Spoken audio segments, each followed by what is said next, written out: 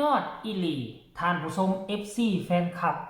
มื้อวานนี้น้องอาอายได้มีโอกาสได้ไปนั่งสัมผัสบรรยากาศรถบ้านของพ่อจ่าพร้อมกับญานุงานนี้เป็นการทดสอบเนาะเขาเอิ้นว่าเป็นการสอบตั้งแต่น้องอาอายเข้ามาอยู่ในวงการปีที่2จะเข้าปีที่3เป็นการสอบว่าจะเป็นหมอลำแท้หรือบ่อาจารย์ครูที่ไปคุมห้องสอบก็คือพอนกพงศกรกำลังแต่งหน้าและก็สร้างแต่งหน้าพอนกพงศกรแล้วก็ญานุอยู่ในรถบ้านคันเดียวให้น้องอาอายสารทยายที่ตนเองเก็บกรรมเก็บเกี่ยวข้อมูลเก็บเกี่ยวประสบการณ์2 ปีที่ผ่านมาว่าเก็บกรรมอันใดได้แด่เฮียนหู้อันใดได้แด่เป็นมือที่กดดันที่สุดอีกมือหนึ่งไปเห็นคลิปวิดีโอนั่นน้องอาอายน่ะทั้งนางแล้วก็ทั้งเขาเอิ้นทั้งทองก่อนล้ำไปนำทั้งล้ำไปนำเบิ่งสีหน้าค่าตากะบ่ยิ้มแย้มแจ่มใสได้เพราะว่าเขาเอิ้นเข้าห้องน้อยนี่เป็นการทดสอบบนเส้นทางว่าจะกลายเป็นราชินีหมอลำประจำวงเสียงวิหกแท้หรือบ่นั่นเองเนาะท่านผู้ชม FC แฟนคลับหลายคนก็คงจะเห็นแล้วล่ะที่ผ่านมาบ่ค่อยเห็นแบบนี้เนาะบ่ค่อยเห็นแบบนี้ว่าแต่ซื่อว่าค่อยบ่เคยเห็นแบบนี้เคยเห็นแต่เขาบอกเขาสอนไปนอนคุกคีกับแม่ป่านดำไปนอนคุกคีกับแม่อย่างเกาะประกายดาวแล้วก็มีการเปิดโทรศัพท์แล้วก็ฟังไปแล้วก็ล้ำไปคำใดบ่ม่วนคำใดบ่ถึกบ่ต้องลงเสียงบ่คักบ่แม่นบ่ยำทั้งแม่ประกายดาวทั้งแม่ป่านดำก็จะบอกจะสอนโดยการนอนคุกคีซ้อมกันไปแบบบ่มีความกดดันนะเว้าผิดเว้าถูกก็พากันเว้านัวหัวม่วนกันแตกเศร้าแต่มื้อวานนี่มันกงกันข้ามเด้แต่ว่าบอสนกพงศกรก็บ่ให้ได้ลูกซีเรียสดอกนะนั่งทั้งข้างเด้นั่งทั้งข้างมีอ้ายบอสนกพงศกรอยู่นี่แต่ว่าญานุอยู่ทางหน้าถึงว่าบ่เห็นก็คือว่าฟังเสียงเป็นญานุท้องไปคำใดผิดญานุก็บอกคำใดถูกญานุก็ชมเชยท้องโดนเติมได้เป็นหน้าที่พุ่นแหละพอนกก็ทั้งข้างยิ้มเป้ยโอ้ก็คงจะดีใจว่าลูกอายุ13 ปีสามารถทองสามารถเล่าก่อนลำยาวเหยียดได้ขนาดนี้อันนี้คือบททดสอบคันสิเว้าคันคือเฮาเรียนนี่ก็สิจบม.ปลายเนาะแล้วก็ไปสอบ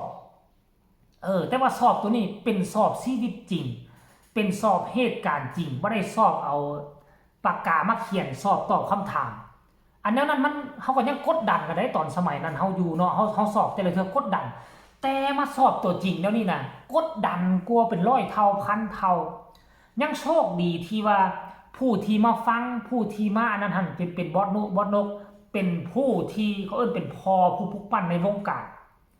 ลึ่งเคยกันมากินอยู่นอนนำกันมาแล้ว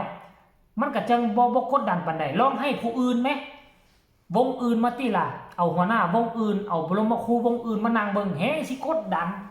แฮงกดดันไปกว่านั้นท่านผู้ชม FC แฟนคลับเอาสรุปรวมแล้วก็อ้ายเฮ็ดออกมาได้ดีบ่ก็ได้ดีแต่ว่าคล่องๆค่าๆบางวรรคบางตอน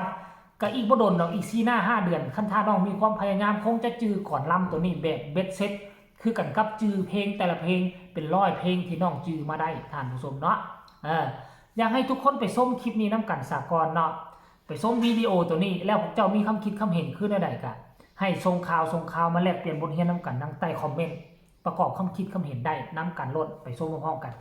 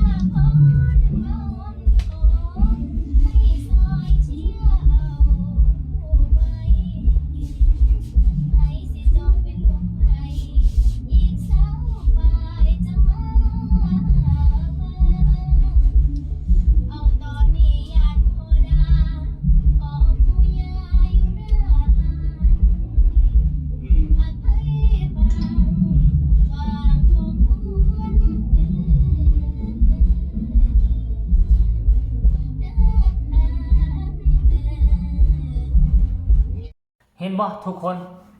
เนาะเห็นบ่อายนี่ก็คือหน้าแร่ๆดำๆตามปกติที่บ่ได้แต่งนั่นแหละเนาะอันนี้ก็ตัวตนที่แท้จริงท่านผู้ชมเนาะแล้วก็เอามือนี่ใส่วางขาแล้วก็จักหนาวจักหยังก็บ่ฮู้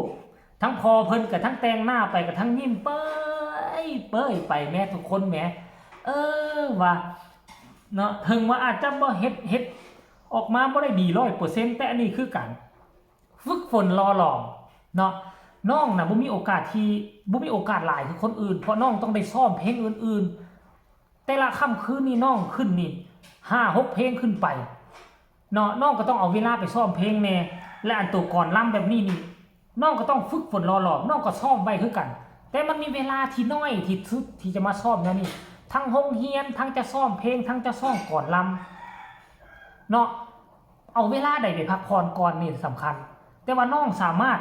ล้ำได้ขนาดนี้ห่วยผู้เป็นพ่อก็ยิ้มเป้ยดีอกดีใจพุ่นแหละคือเฮากันดีอกดีใจให้กันนั่นแหละท่านผู้ชม FC แฟนคลับสำเนียงเสียงเว้าหวานแน่แข็งแน่ตามวัยอายุ13 ปีตามวัยอายุ13 ปีได้แค่นี้ได้ซ้ำนี่กับบอสนุกอะภูมิใจสุดๆ13 ปีได้ซ้ำนี่อีก14-15 ปีแม่บ่เกิน15 ปี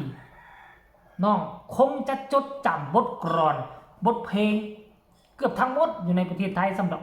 เนาะคันจิวาก็ได้ท่านผู้ชม FC แฟนคลับก็ขอฝากฟังคลิปนี้เอาไว้อีกคลิปนึงก็แล้วกันฝากกดไลค์ฝากกดแชร์ฝากกดติดตามที่สำคัญก็อย่ากดข้ามโฆษณาเบิ่งให้แน่จักเล็กจักน้อยเพื่อเป็นค่านอกค่าเน็ตอัปโหลดคลิปอัปโหลดข่าวให้ FC แฟนคลับได้ชมกันก็แล้วกันเนาะใครมีคำคิดคำเห็นก็ส่งข่าวสามารถส่งกำลังแห่งใจโดยผ่านช่องจีบอลาวได้ทางใต้คอมเมนต์พ่อกันใหม่ในคลิปหน้าลาทานผู้ชมไปเพียงซ้ำนี้สบายดี